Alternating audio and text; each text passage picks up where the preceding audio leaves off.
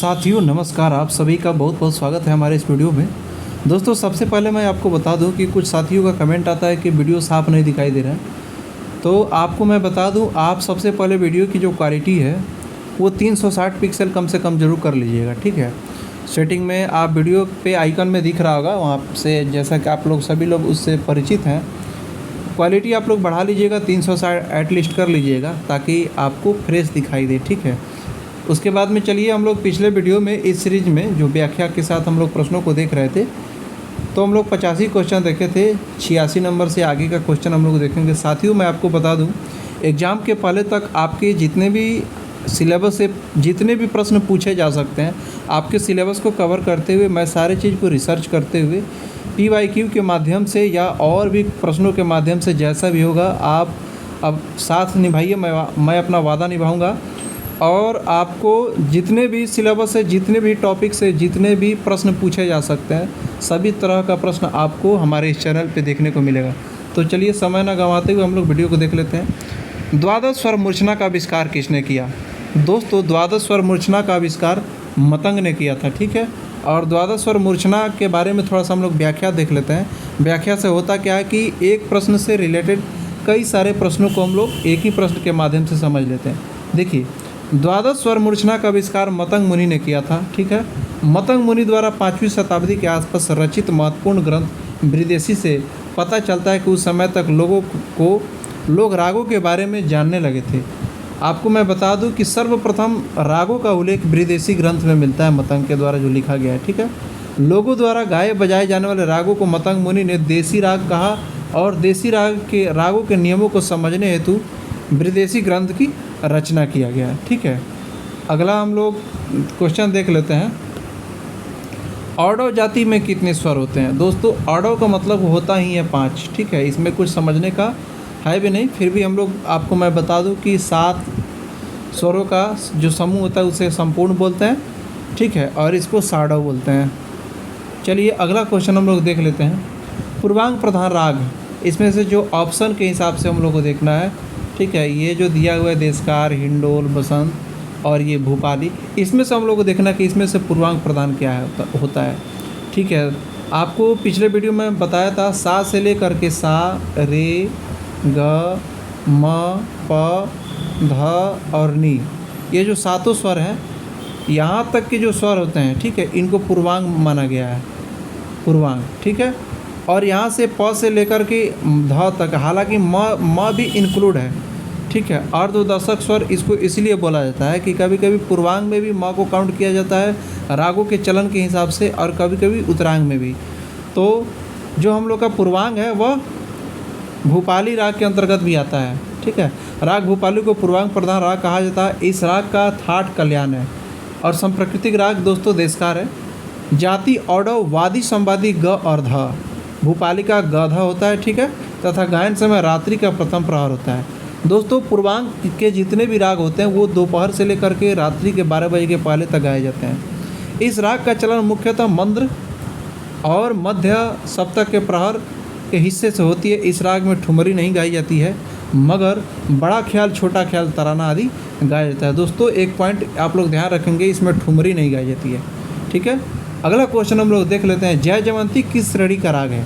दोस्तों जय जयवंती और ये आपका मुल्तानी, 2 ऐसे राग हैं जिनको परमेल परवेशक राग कहा जाता है, ठीक है। परमेल परवेशक राग को मैं समझा चुका हूँ पिछले वीडियो को। आप लोग, इसलिए मैं बोलता हूँ कि किसी वीडियो को आप लोग स्किप ना करिए। मेरे चैनल पे जितने भी वीडियो आपको अपलोडेड दिख रहे हैं वो इतना समझिए आपके एग्ज़ाम उपयोगी हैं। सारे वीडियो को आप ज़रूर देखिए, ठीक है। और साथियों चैनल पे नए हैं, आप पुराने अब तक सब्सक्राइब नहीं किए हैं तो सब्सक्राइब करके मेरा सपोर्ट ज़रूर करिए, ताकि आपके उस सपोर्ट से मुझे मोटिवेशन मिलेगा और मैं आपके लिए सुंदर कंटेंट ला सकूँगा। 3 ताल की 9वीं मात्रा को क्या कहते हैं? दोस्तों 3 ताल की जो 9वीं मात्रा वो खाली होती है, क्योंकि यहाँ पे कोई ताली नहीं होती है। 3 ताल की 9वीं मात्रा को खाली कहते हैं। 3 ताल उत्तर भारत के संगीत, हिंदुस्तानी शास्त्रीय संगीत के प्रसिद्ध तालों में से एक है। यह लयबद्ध संरचना का सम्मिलित स्वरूप है। यह कुल 16 मात्राओं का ताल है, जिसमें 4 मात्राओं के 4 विभाग होते हैं। तीसरे विभाग में खाली होती है जो 9वीं मात्रा पर होती है। अगला क्वेश्चन हम लोग देख लेंगे दोस्तों। कुछ क्वेश्चन छूट रहा है क्या? इधर हम लोग 1 मिनट थोड़ा सा जूम इन करके देख लेते हैं। हाँ, क्वेश्चन हम लोग का छूट रहा था। इधर क्वेश्चन हम लोग का कुछ, निम्न में से कौन सा औडव जाति का राग नहीं है? दोस्तों हम लोग इसका आंसर देख लेते हैं। ये जो खमाज है ये औडव जाति का राग नहीं है, ठीक है। भूपाली, कलावती और दुर्गा ये तीनों जो हैं औडव जाति का राग हैं, जबकि खमाज साडव संपूर्ण जाति का राग है, ठीक है। खमाज साडव संपूर्ण जाति का राग है। खमाज राग रात्रि में रागों में श्रृंगार रस के 2 रूपों विप्रलंब तथा उत्तान श्रृंगार से ओतप्रोत राग है। चंचल प्रकृति के श्रृंगार रस से सजी हुई यह ठुमरी की रागनी है। इतना हम लोग को बस नहीं दिमाग में रखिए, बस इतना समझिए कि चंचल राग है खमाज, ठीक है। खमाज जो ठुमरी के लिए यह श्रृंगार रस से सजी हुई ठुमरी की रागनी है। और इतना ध्यान रखेंगे, भूपाली, कलावती, दुर्गा औडव जाति का राग है। अक्सर यही सब पूछ लिया जाता है। और बीपीएससी का जो स्टाइल रहा है अक्सर वादी, संवादी और जाति, इन्हीं सब से क्वेश्चन राग से आ रहे हैं। सितार पर बजाई जाने वाली विलंबित गत को क्या कहते हैं? सितार पे जो विलंबित गत में बजाई जाती है उसको मसीद खानी बोलते हैं, और द्रुत में राजा खानी, ठीक है। सितार में कितने तार होते हैं? दोस्तों सितार में 7 तार होते हैं, ठीक है। लेकिन आपको मैं बता दूं निखिल बनर्जी का सितार 8 तारों का माना गया। अगला क्वेश्चन हम लोग देख लेते हैं। राग भूपाली किस थाट का राग है? राग भूपाली किस थाट का राग है दोस्तों? तो राग भूपाली तो कल्याण थाट का राग है। अभी हम लोग कुछ देर पहले भी देखे हैं, तो कल्याण थाट का राग है। जाति औडव और वादी, संवादी ग और ध। गायन समय रात्रि का प्रथम प्रहर है, ठीक है। अगला क्वेश्चन हम लोग देख लेते हैं। वैदिक कालीन स्वरों में उदात का अर्थ क्या है? दोस्तों स्वरों का जो ऊंची अवस्था था उसी को हम लोग उदात बोलते थे, ठीक है। उदात, अनुदात और स्वरित 3 तरह के स्वर पाए गए, जिनको ग रे सा में हम मान सकते हैं। ग रे सा, तो उदात का ऊंचा, अनुदात का नीचा, स्वरित का मध्य समझ सकते हैं, सा से रिलेटेड है वो। वैदिक कालीन स्वरों में उदात का अर्थ स्वरों की उच्च अवस्था से होती है। भारतीय संगीत का आदि रूप वेदों में मिलता है। सबसे प्राचीन संगीत सामवेद में मिलता है। उस समय स्वर को यम कहते थे। वैदिक, देखिए यहाँ पे एक क्वेश्चन मिल गया हम लोग का एमसीक्यू, इसलिए मैं व्याख्या के साथ दोस्तों थोड़ा सा वीडियो को अगर लंबा भी हो जा रहा है तो लेंथ को आप लोग एडजस्ट करिएगा। इतना समझिएगा, अगर आपके लिए मैं जो समय दे रहा हूँ थोड़ा सा समय खींच रहा हूँ, अगर 20 प्रश्न में ही थोड़ा सा ज़्यादा समय खींच रहा हूँ, उससे रिलेटेड व्याख्या कर रहा हूँ, तो इतना समझिए 20 प्रश्नों के माध्यम से हम लोग का लगभग 80-90 क्वेश्चन सॉल्व हो रहा है। तो इसलिए मैं व्याख्या का सीरीज चला रहा हूँ, ताकि आपको केवल अगर वीडियो देख रहे हैं तो थोड़ा सा कंसेप्ट भी बनता जाए। तो वैदिक काल में जो स्वरों को हम लोग क्या कहते थे? उस समय यम कहते थे दोस्तों, ये ध्यान रखिएगा। वैदिक काल में 3 स्वरों का गान सामिक कहलाता था। सामिक शब्द से ही जान पड़ता है कि पहले साम 3 स्वरों से ही गाया जाता था, ठीक है। और दोस्तों 1 स्वरों का गायन आर्चिक और 2 स्वरों का गायन गाथिक भी बोला जाता था। तो ये चीज़ ध्यान में रखिएगा। थाट कल्याण से उत्पन्न राग है। इसमें जो ऑप्शन में दिख रहा है ये जो आपका केदार है ये कल्याण थाट का राग है, ठीक है। अगला क्वेश्चन हम लोग देख लेते हैं। ब्रह्मताल में कितनी मात्राएं होती है? दोस्तों ब्रह्मताल में 28 मात्राएं होती है, ठीक है। अगला क्वेश्चन हम लोग इधर से देख लेते हैं।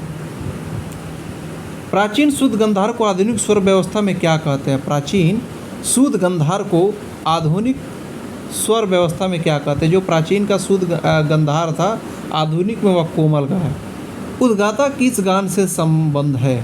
उद्गाता जो है ना, साम गान का सबसे प्रमुख गायक होता था, ठीक है। साम शब्द का अर्थ है गान। सामवेद में संकलित मंत्रों को देवताओं की स्तुति के समय गाया जाता था। सामवेद में 1875 ऋचाएँ हैं। इन ऋचाओं का गान सोम यज्ञ के समय उद्गाता करते थे, ठीक है। दोस्तों अगर बाय द वे मेरे से किसी तरह की भूल होती है, क्योंकि मैं भी इंसान हूँ, अगर मतलब इतना समझिएगा, मेरे से जो शिक्षक और स्टूडेंट का संबंध नहीं है, आप सभी अगर हमारे साथ जुड़े हुए हैं तो हमारे साथी हैं। तो अगर बाय द वे किसी प्रश्न में आपको डाउट लगे तो मुझे कमेंट करके ज़रूर बताइएगा, उसको हम लोग मिल करके सॉल्व करेंगे और सीखेंगे। दोस्तों होता क्या है कि संगीत में मान लीजिए कि आप किसी और बुक को पढ़े, मैं किसी और बुक को स्टडी कर लिया, तो संगीत में बहुत सारा कन्फ्यूजन रहता है, बहुत सारे टॉपिक पे कन्फ्यूजन हो जाता है। तो उसमें हम लोग को किसी बात को दिल पे नहीं लेना है। आप कमेंट करके ज़रूर बताएंगे। हम सभी को विनम्रतापूर्वक सीखते जाना है और एग्ज़ाम में अच्छा करना है। राग दरबारी का वादन समय क्या है? राग दरबारी का वादन समय मध्य रात्रि है और दरबारी दोस्तों असावरी थाट का राग है, ठीक है। अगला क्वेश्चन हम लोग देख लेते हैं, थोड़ा सा व्याख्या देख लेते हैं। दरबारी बहुत ही महत्वपूर्ण राग होता है। राग दरबारी का वादन समय मध्य रात्रि है। राग दरबारी की रचना असावरी थाट से मानी गई है। गधा और नी स्वर सदैव कोमल लगते हैं, गधा नी, ठीक है। राग की जाति जो है वक्र संपूर्ण है। वादी स्वर ऋषभ और संवादी स्वर पंचम है, यानी कि राग दरबारी का रे और प वादी संवादी है, ठीक है। राग भीम पलासी का वादी व संवादी स्वर क्या है? राग भीम पलासी का वादी संवादी स्वर क्रमशः म और सा है, ठीक है। राग भीम पलासी का वादी संवादी म और सा है। दोस्तों मालकौंस का भी वादी संवादी म और सा होता है, भीम पलासी का भी आपका म और सा है, ठीक है। तो याद रखिएगा इसको। आरोह में रे और ध नहीं लगता, औरों में बस सब स्वर लगते हैं, इसलिए इसकी जाति औडव संपूर्ण मानी जाती है। इसमें ग और नी कोमल लगते हैं। इसे गाने बजाने का समय दिन का तीसरा प्रहर है। साथियों भीम पलासी में अगर आप कोई छोटा ख्याल सीखे हैं तो कमेंट करके ज़रूर बताइएगा, ताकि और भी साथियों को या मुझे भी पता चले कि भीम पलासी का कौन सा ख्याल आप सीखे हुए हैं। क्योंकि अलग अलग गुरुजी अलग अलग ख्याल सिखाते हैं, और जो भी गुरु सिखाते हैं उसको बहुत अच्छा से सीखना चाहिए। सारे ख्याल बहुत ही, भीम पलासी बहुत ही प्यारा राग है। चलिए अगला देखते हैं हम लोग। सारे ग प ध सा का संबंध किस राग से है? ये जो संबंध है ये आप देख रहे हैं कि भूपाली से इसका संबंध दिख रहा है। सारे ग प ध सा जो है इसमें ये भूपाली का संबंध ये दिखा रहा है।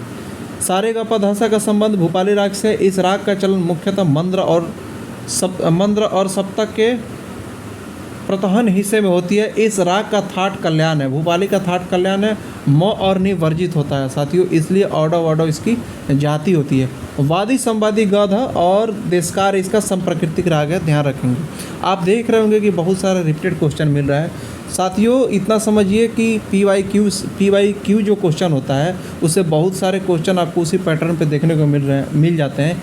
इसलिए किसी भी बोर्ड का एग्ज़ाम हो, सिलेबस को टच करते हुए क्वेश्चन लगभग वहीं आते रहते हैं, इसलिए मैं इस सीरीज को आपके समक्ष ला रहा हूँ। और व्याख्या के साथ लाने का थोड़ा सा मतलब यही है कि थोड़ा सा कंसेप्ट भी क्लियर होते जाना है। अगर आप मेरे साथ समय दे रहे हैं तो थोड़ा सा कुछ बेहतर होना चाहिए, इसलिए मैं यही प्रयास कर रहा हूँ। चलिए तिट कत गदिगन किस ताल से संबंधित है, ठीक है।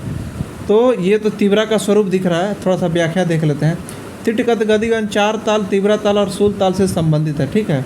सूल ताल यह ताल खुले बोलो की पखावज की ताल है। इसमें 10 मात्राएँ एवं 2-2 मात्राओं के 5 खंड होते हैं। इसको ध्रुपद गायकी के साथ बजाया जाता है। तीव्रा ताल की ध्रुपद गान विद्या के साथ बजाई जाती है। यह खुले बोलो की ताल है, इसमें 7 मात्राएँ होती हैं एवं 3 एवं 2 मात्राओं का खंड होता है। दोस्तों अब अगला क्वेश्चन हम लोग देख लेते हैं।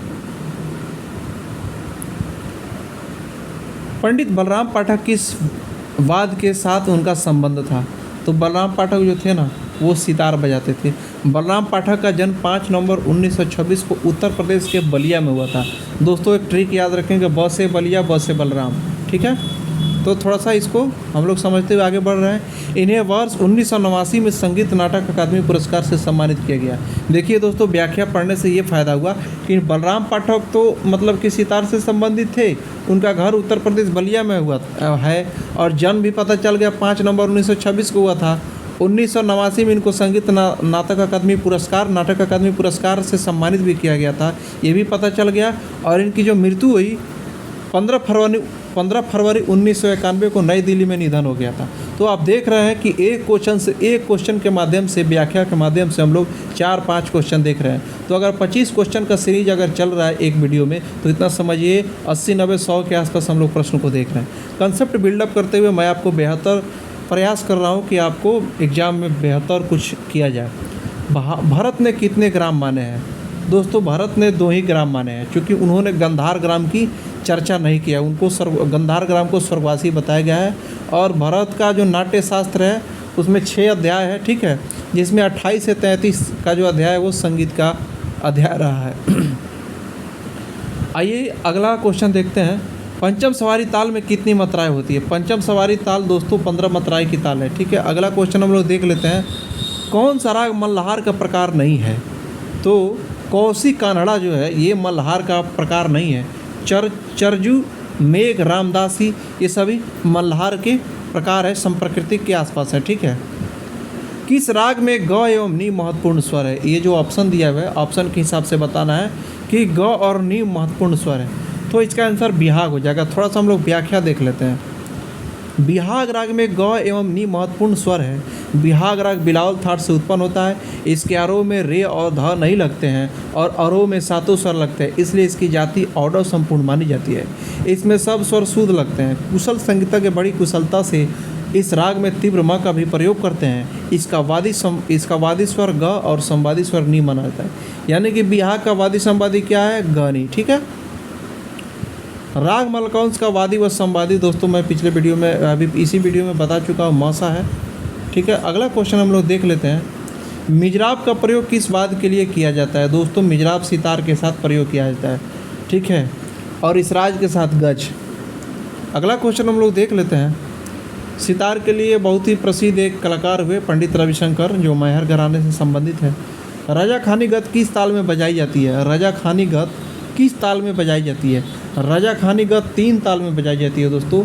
यह गत द्रुत लय में बजाई जाती है। ठीक है। इसकी प्रकृति गंभीर न होकर चंचल होती है। इस गत में वादक पूर्ण रूपेण स्वतंत्रता प्राप्ति होती है उनकी, वो स्वतंत्र रूप से बजा सकते हैं।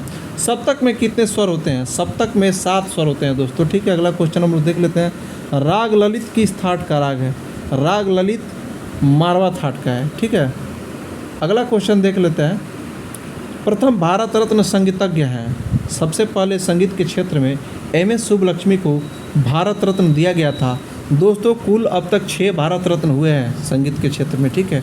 आप लोग सोच रहे होंगे कि 5 हैं, लेकिन 5 नहीं है। हाल ही में एक और संगीतज्ञ को 2019 में दिया जा चुका है, तो भारत रत्न संगीत में 6 हो चुके हैं। ठीक है। कुछ दोस्त को ये लग रहा होगा कि नहीं 5 ही हैं, तो आप लोग कंसेप्ट क्लियर कर लीजिएगा। सारणा प्रक्रिया में भारत ने कितनी बिड़ाओं का प्रयोग किया? दोस्तों थोड़ा सा मिस्टाइपिंग है, ये भारत नहीं भरत है।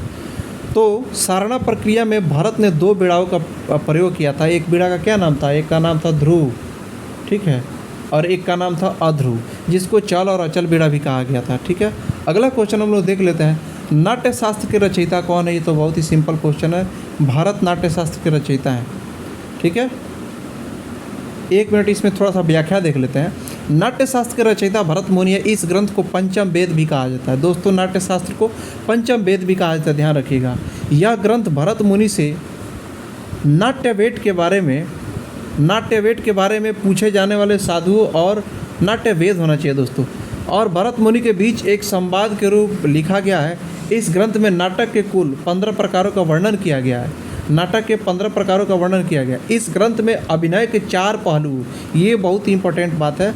अभिनय ना पूछ देगा क्वेश्चन कि नाट्य शास्त्र में अभिनय के कितने पहलुओं पे चर्चा की गई, तो आप लोग 4 बताएंगे। कौन कौन सा? आंगिक, वाचिक, आहार्य तथा सात्विक का वर्णन किया गया है। सादा रंग व आधा रंग किसके दरबारी गायक थे? तो सादा रंग और आधा रंग,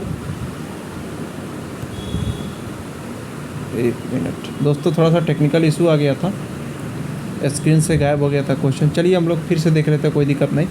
सादा रंग एवं आधा रंग किसके दरबारी गायक थे? तो आपको मैं बता दूं, ये मोहम्मद शाह रंगीले के थे। ठीक है। गजम्पा ताल में कितने विभाग होते हैं? अगला क्वेश्चन हम लोग देख लेते हैं। गजम्पा ताल में कितने विभाग होते हैं? तो 4 विभाग होते हैं।